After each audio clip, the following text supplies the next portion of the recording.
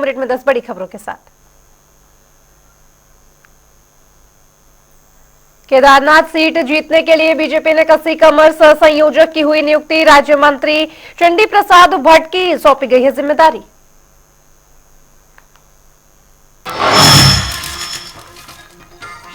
केदारनाथ उपचुनाव के लिए जंग लगातार जारी।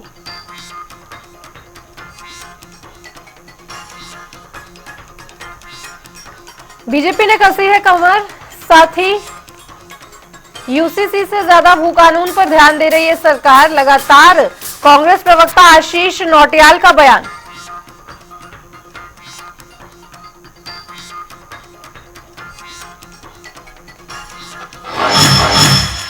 महासू महाराज मंदिर बनेगा पर्यटन का केंद्र। भोपाल से हनोला तक जल्द चलेगी ट्रेन। मंत्री सतपाल महाराज ने दी जानकारी। अल्पसंख्यक वोटरों पर बीजेपी की नजर। विधायक विनोद चमोली का बयान। बोले, प्रदेश में तकरीबन 1 लाख अल्पसंख्यक लोगों को पार्टी से जोड़ने का रखा गया लक्ष्य। हल्द्वानी में बिगड़ती कानून व्यवस्था को लेकर कांग्रेस का बीजेपी पर हमला। मौन व्रत रखकर जताया विरोध। अपराधियों के खिलाफ कार्रवाई की उठा रहे मांग। देहरादून में कांग्रेस कार्यकर्ताओं ने किया पुतला दहन। बीजेपी के खिलाफ लचर कानून व्यवस्था को लेकर जताया विरोध।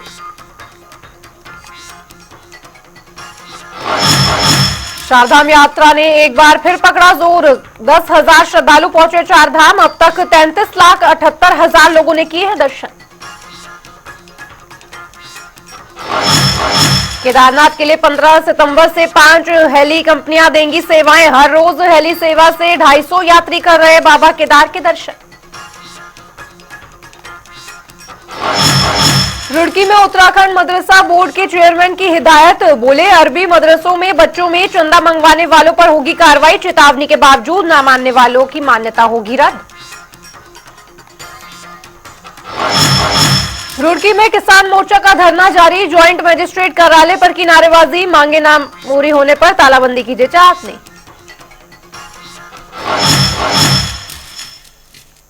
चलिए बढ़ेंगे खबरों की ओर, जहां बीजेपी का सदस्यता अभियान जारी है। वहीं इस अभियान पर जानकारी देते हुए बीजेपी विधायक विनोद चमोली ने कहा कि पूरे देश में बीजेपी का सदस्यता अभियान चलाया जा रहा है और इसी के चलते प्रदेश में अल्पसंख्यक लोगों को जोड़ने के लिए पार्टी ने अल्पसंख्यक प्रकोष्ठ का गठन किया है।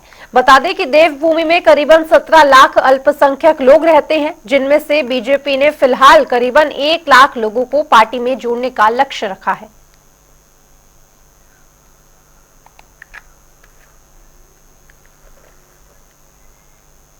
प्रकोष्ठ है, बाकायदा मोर्चा है और हमारे कुल 6 मोर्चों में से एक अल्पसंख्यक मोर्चा भी है और जो बहुत सक्रियता के साथ काम करता है। तो हमेशा सदस्यता अभियान में सम्मिलित आज कोई नई चीज नहीं है और बीजेपी ने सभी मोर्चों को टारगेट दिया तो स्वाभाविक बात है वो भी हमारा एक मोर्चा है, उसको भी टारगेट दिया, वो सदस्यता अभियान में हिस्सा लेंगे, सदस्यता होगी।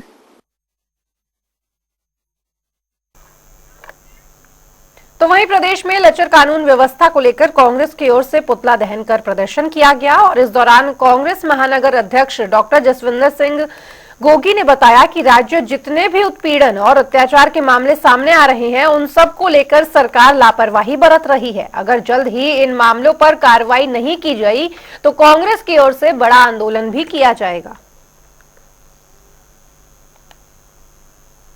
पूरे प्रदेश में कानून व्यवस्था बिल्कुल ध्वस्त हो चुकी है। कहीं लूट, कहीं डकैती, कहीं बलात्कार पूरे प्रदेश में हो रहा है और अपराधियों का मनोबल इस कदर तक बढ़ चुका है कि एक अपराध करने के बाद दूसरे अपराध को अंजाम दे रहे हैं। हाल में ही विधायक का भाई जिंदा कारतूस लेके घूम रहा है, छापा पड़ रहा है, सरकार पे कोई जवाब नहीं है। तो कानून व्यवस्था बिल्कुल ध्वस्त हो चुकी है और इसलिए हमने भाजपा सरकार का पुतला दहन किया है और हमने अपना विरोध दर्ज कराया है। तो वहीं हल्द्वानी में भी बिगड़ती कानून व्यवस्था और बढ़ते महिला अपराध को लेकर कांग्रेस कार्यकर्ताओं की ओर से प्रदर्शन किया गया। साथ ही मौन व्रत रखकर बीजेपी का विरोध भी जताया गया। वहीं कांग्रेस कार्यकर्ताओं ने कहा कि प्रदेश में रोज महिलाओं के साथ अपराध हो रहे हैं, लेकिन सरकार अपराधियों के खिलाफ सख्त एक्शन नहीं ले पा रही है। कांग्रेस किसी भी हालत में ये बर्दाश्त नहीं करेगी। चूड़ी तो एक सिंबल है, शक्ति का प्रतीक है। सनातन धर्म के अंदर विवाह होता है तो चूड़ी देता है। पति अपनी पत्नी से कहता है कि भाई ठीक है मैं तेरी रक्षा करूंगा। पिता कन्यादान करता है, कहता है ठीक है मेरी बेटी है, जरूर मैं तेरी रक्षा करूंगा। प्रदान के रूप में सौंपता है अपनी बेटी को। ये हमारे यहाँ की सनातन परंपरा है। इन्होंने देश का आर्थिक बलात्कार किया, इन्होंने बेरोजगारों के बच्चों के बेरोजगारी कर करके उनका आप समझें उनके सपनों का बलात्कार किया। आज ये बच्चियों का बलात्कार करने पे आ गए। इनके नेता मुलव्विस हैं भारतीय जनता पार्टी के। हर तरफ देखो बाढ़ सी आ गई और बेलगाम अधिकारी रुद्रपुर का एसएसपी बोल देता है, खुलेआम बोल देता है कि हर किसी की जिम्मेदारी मेरी तो नहीं है। तो ये सब जो अराजकता पूरे समाज में बैठी है भारतीय जनता पार्टी के द्वारा फैलाई जा रही है, उसके विरोध में हम उनको चूड़ियां भेज रहे हैं। सरकार को हम ये चूड़ियां इस आशा से भेज रहे हैं कि इस चूड़ी की लाज रखो, शर्म करो, और अगर नहीं है तो छोड़ दो सत्ता।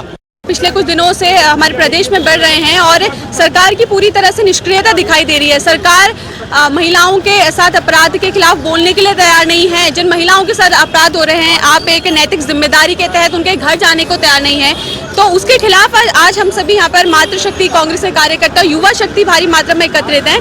और आज का जो कार्यक्रम है वो ये देखते हुए कि महिला जो चूड़ियाँ होती है वो महिला शक्ति का प्रतीक होती है, तो आज हमारी तरफ से चूड़ियाँ सरकार को और मुख्यमंत्री जी को भेंट की जा रही है कि शायद वो चूड़ियाँ देख के उनको ये समझ आएगी या ये याद आएगा कि आप वो मातृशक्ति को नहीं, आप मातृशक्ति की सुरक्षा नहीं कर पा रहे हैं, जिस मातृशक्ति ने इस देवभूमि को बनाने में अपना अहम योगदान दिया था। और अगर आप नहीं कर पा रहे हैं, या तो आप आगे आके मातृशक्ति की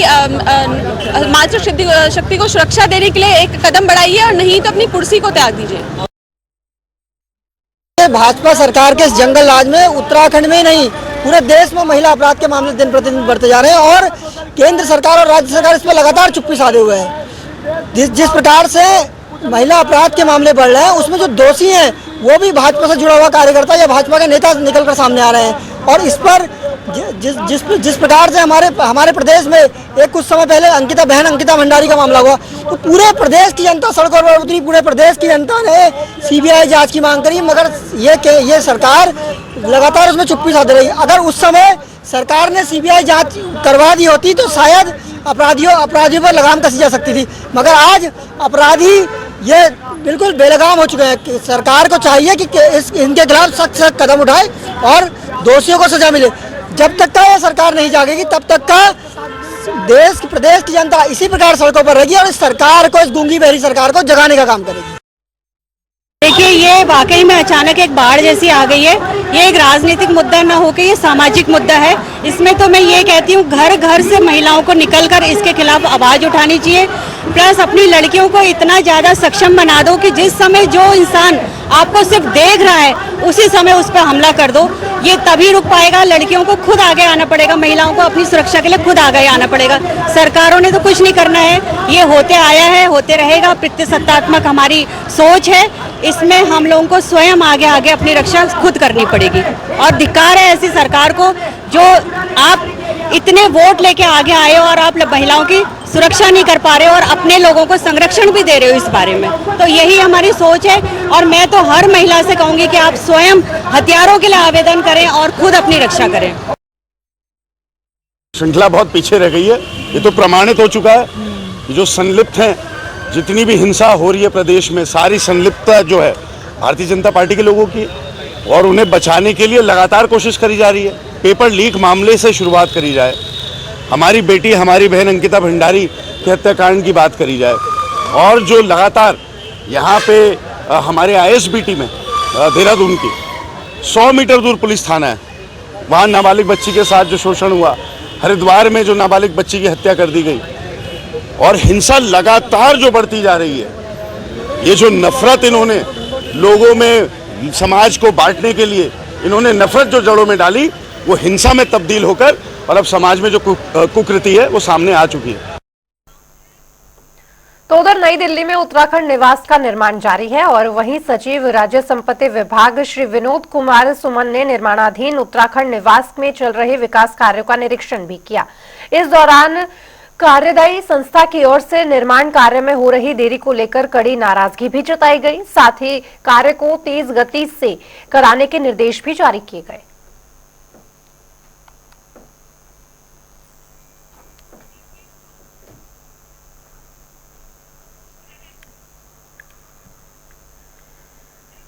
तो उधर हरिद्वार नवनियुक्त जिलाधिकारी कमलेंद्र सिंह ने जिला कार्यालय स्थित विभिन्न कार्यालयों और पटलों का निरीक्षण किया और इस दौरान वह अभिलेखागार भी पहुंचे, जहां उन्होंने अभिलेखागार को अच्छी स्थिति में रखे जाने के निर्देश भी जारी किए। साथ ही अभिलेखागार आने वाले व्यक्तियों की सुविधा का ध्यान रखने की भी बात कही।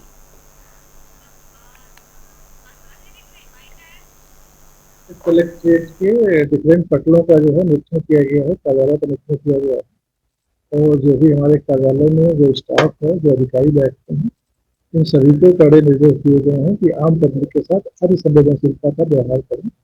जो भी पब्लिक उनके साथ मिलने आती है, उनकी समस्याओं को सुने और सुनकर उनका समाधान करें। जो पत्रावलियाँ हैं वो किसी पटल को लंबित न रखी जाए, अभिलेखागार को अच्छी स्थिति में रखा जाए, अभिलेखों से नकल लेने में किसी को दिक्कत ना हो।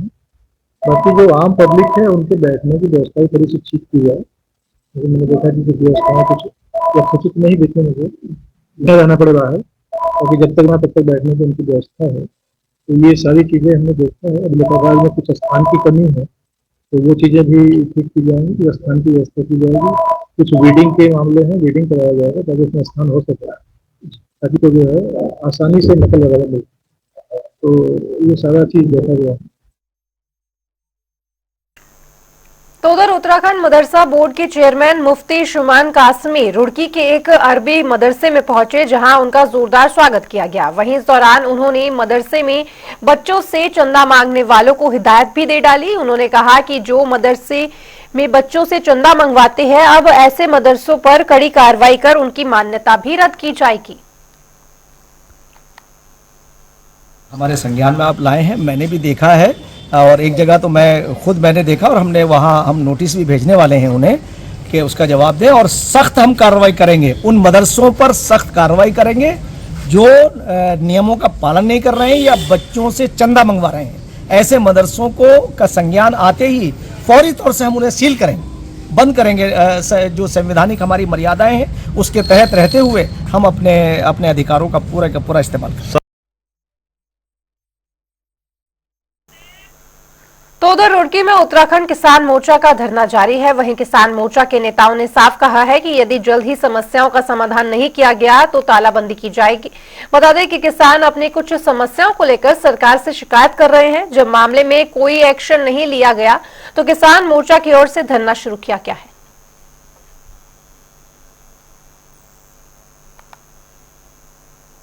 पहली समस्या तो स्मार्ट मीटर की है। स्मार्ट मीटर जो लगा रहे हैं गांव वाले उसे रिचार्ज नहीं करवा सकते। इनका फसल का को इनकी तो गन्ने की खेती 6 महीने में एक बार इन पर पास पैसा आता है, तो ये बिल तो दे सकते हैं, उस पर पेनल्टी लगकर बिल तो दे सकते हैं। अगर रिचार्ज नहीं करा सकते क्यों, इन पर रोज की आमदनी नहीं। तो एक तो हमारी समस्या ये है मीटर वाली, स्मार्ट मीटर वाली। हम इसका विरोध कर रहे हैं और इसे लगने नहीं देंगे गाँव में। और दूसरी समस्या एक ये सोलानी नदी का पुल काफ़ी दिन से क्षतिग्रस्त है और इस पुल की कोई सुध नहीं ले रहा। बच्चे हमको नगड़ा इमरती को घूम कर जा रहे हैं स्कूलों में, उनका भी अभिभावकों पर खर्चा बढ़ रहा, वो ट्रांसपोर्ट का खर्चा बढ़ रहा। एक गन्ने का सीजन शुरू होने वाला, लिप भारेड़ी पुल बंद कर दिया और जबकि लिप भारेड़ी से करीब 10 गाँव में और भी जोड़ता है। 5 दिन से यहाँ पर बैठे हैं, यहाँ पे कोई पूछने वाला ही नहीं आया। कोई अधिकारी यहाँ पे कि भाई आप किस वजह से बैठे? नहीं, कोई अधिकारी नहीं। धरना तो अनिश्चितकालीन चलेगा जब तक कि हमारी जो समस्या हमारे किसान नेता ने बताई, एक तो बिजली की बताई स्मार्ट मीटर की, और एक जो सोलानी का पुल है उसकी बताई, जो बच्चे भी और किसान भी घूम के जाना पड़ रहा 10-12 किलोमीटर। तीसरी समस्या इकबालपुर शुगर मिल का जो 4-5 सालों से बकाया रुका हुआ, उसका भुगतान करें। तो उधर जौनसा क्षेत्र के महासू महाराज मंदिर को पर्यटन का एक केंद्र बनाने के लिए प्रदेश सरकार लगातार कड़े प्रयास कर रही है और इसी को लेकर जल्द ही मध्य प्रदेश की राजधानी भोपाल से देहरादून के हनौल तक गंगा यमुना एक्सप्रेस ट्रेन चलाने पर काम किया जा रहा है। और इस पर जानकारी देते हुए उत्तराखंड के पर्यटन मंत्री सतपाल महाराज ने कहा कि प्रधानमंत्री नरेंद्र मोदी ने अपने मन की बात कार्यक्रम में महासू महाराज का परिसर बनाने की बात कही थी, जिस पर तेजी से काम किया जा रहा है। महाराज जो हैं हमारे बहुत बड़े देवता हैं और माननीय प्रधानमंत्री नरेंद्र मोदी जी ने अपने मन की बात में कहा था कि अब हिमाचल और उत्तराखंड के बीच में जागड़ा होने वाला है, माशू महाराज का जागड़ा होगा। उसी से हमने प्रेरणा लेकर के इस जागड़े को प्रोत्साहित किया है। माशू महाराज का बहुत बड़ा परिसर बन रहा है, 113 करोड़ में वो कंप्लीट होगा। उसके अंदर बौठा और पवासी महाराज को भी हमने जोड़ा है, उसको लिंग को भी जोड़ा है और बड़ा विस्तार उसका किया है। तो मेरा कहना है कि इसके लिए लोगों को सुलभ कराने के लिए हमने गंगा यमुना जो है ये ट्रेन चलाई है और ये मोस्ट प्रॉब्ली भोपाल से चलेगी, जहां राजा भोज की राजधानी थी। और जो क्या कहते हैं, राजा भोज की राजधानी भोपाल से ये चल करके आएगी और यात्री इसमें बैठेंगे और यहाँ माशू महाराज का दर्शन और उनका सौभाग्य प्राप्त कर, मतलब उनका सानिध्य प्राप्त करेंगे।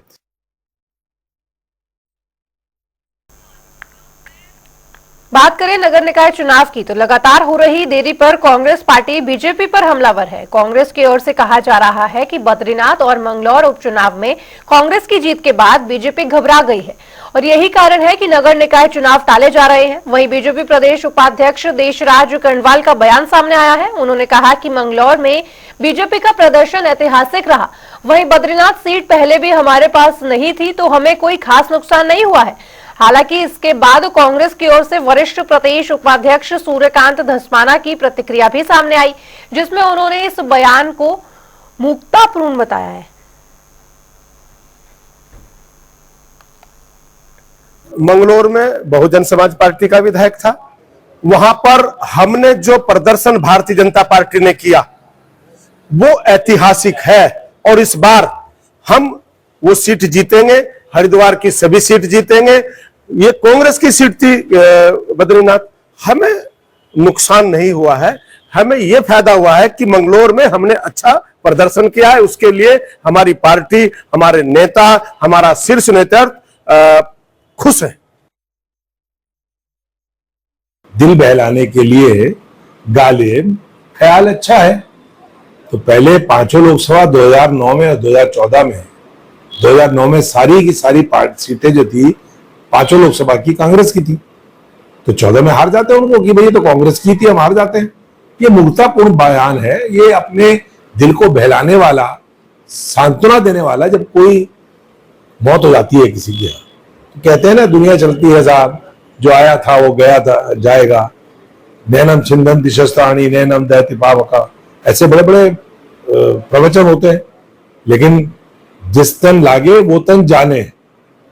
अब ये भारतीय जनता पार्टी के लोग अपने आप को सांत्वना दे रहे हैं, बद्रीनाथ हार गए तो लड़े क्यों थे भाई? ये कहते हैं तो कांग्रेस की है भाई, कांग्रेस ले ले। चुरा करके हमारा एक पूर्व मंत्री एमएलए ले जा रहे हो, उसी को टिकट दे रहे हो, और उसकी जब फजीहत हो रही है तो कह रहे तो उन्हीं की सीट थी, तो उन्हीं की है, तो भैया 2027 में मत लड़वाना। तो वहीं प्रदेश की केदारनाथ सीट पर अब उपचुनाव होना है और इसको लेकर बद्रीनाथ और मंगलौर सीट के उपचुनाव में बीजेपी को मिली करारी हार के बाद केदारनाथ सीट जीतने के लिए बीजेपी जोरों शोरों से जुट गई है। इसी को लेकर बीजेपी ने केदारनाथ विधानसभा के लिए मंडल स्तर और विधानसभा के स्तर पर नियुक्तियां भी की है। केदारनाथ उपचुनाव के लिए राज्य मंत्री चंडी प्रसाद भट्ट को सह संयोजक नियुक्त किया गया है। वहीं उपचुनाव को लेकर चंडी प्रसाद भट्ट ने कहा कि केदारनाथ सीट को लेकर बीजेपी बेहद गंभीर है, उम्मीद है जीत हमारी ही होगी। केदारनाथ क्षेत्र में अब उपचुनाव होने जा रहे हैं, जैसा कि आप सब जानते हैं, और भारतीय जनता पार्टी ने वहाँ पर अपनी रणनीति शुरू कर दी है। हमारी जो है वहाँ पर पार्टी की तरफ से सभी वरिष्ठ लोगों को जो है जिम्मेदारी सौंपी गई है और निश्चित रूप से केदारनाथ का जो चुनाव है वो भारतीय जनता पार्टी उसको बहुत गंभीरतापूर्वक ले रही है। हमारे प्रदेश के माननीय मुख्यमंत्री, हमारा प्रदेश संगठन निरंतर केदारनाथ क्षेत्र पर जो है लगातार वहाँ की समस्याओं को लेकर के संवाद बनाए हुए हैं। अभी 2-3 बार जो है हमारे प्रदेश के माननीय मुख्यमंत्री केदारनाथ क्षेत्र का जो है दौरा करके आ चुके हैं और कार्यकर्ताओं की मेहनत और उनके समर्पण के आधार पर पिछले 2022 में भी भारतीय जनता पार्टी ने केदारनाथ सीट को मार्जिन से जो है हम लोग उसको जीते थे और इस बार भी निश्चित रूप से भारतीय जनता पार्टी अपना 22 का जो प्रदर्शन था उसी प्रदर्शन को हम आगे भी दोहराएंगे। तो उधर प्रदेश सरकार की ओर से राज्य स्थापना दिवस से पहले प्रदेश में यूसीसी लागू करने का दावा किया जा रहा है। वहीं यूसीसी को लेकर विपक्ष शुरू से ही सरकार पर हमलावर है।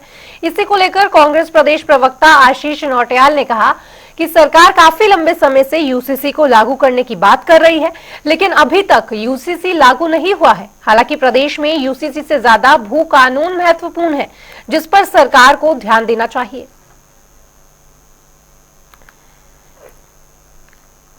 सरकार गुमराह कर रही है यूसीसी के नाम पर। आज बोलते हुए इतना लंबा समय हो गया, यूसीसी आ रहा हो गया, पर यूसीसी है कहाँ? और दूसरा, राज्य जो ये बात कर रहे हैं कि हम राज्य स्थापना दिवस से पहले यूसीसी लागू करेंगे, तो मुझे लगता है उससे ज़्यादा आवश्यक है कि आप भू कानून जिसकी मांग जनता कर रही है उत्तराखंड की भावनाओं को लेकर, उसके आप करें, मूल निवास पे बात करें, आप उसको लागू करें तो उत्तराखंड वालों को भला होगा। अब यूसीसी उस कानून की बात कर रहे हैं जिसकी उत्तराखंड के अंदर मुझे नहीं लगता कोई ऐसी आवश्यकता है। ये तो देश का कानून है, ये तो प्रधानमंत्री जी बनाते तो ज़्यादा अच्छा था। इनको अगर बनाना है तो भू कानून बनाएं, भू कानून के ऊपर काम करने की अति आवश्यक है। आप देखें भी गैरसैंण घेराव किया गया यहाँ के नागरिकों द्वारा कि भू कानून हमें चाहिए, मूल निवास चाहिए, और यहाँ की और भी कई चीज़ें हैं जिनके लिए आपको काम करना चाहिए, पर आप लोग कर नहीं रहे हैं, सिर्फ जनता को गुमराह कर रहे हैं यूसीसी के नाम से।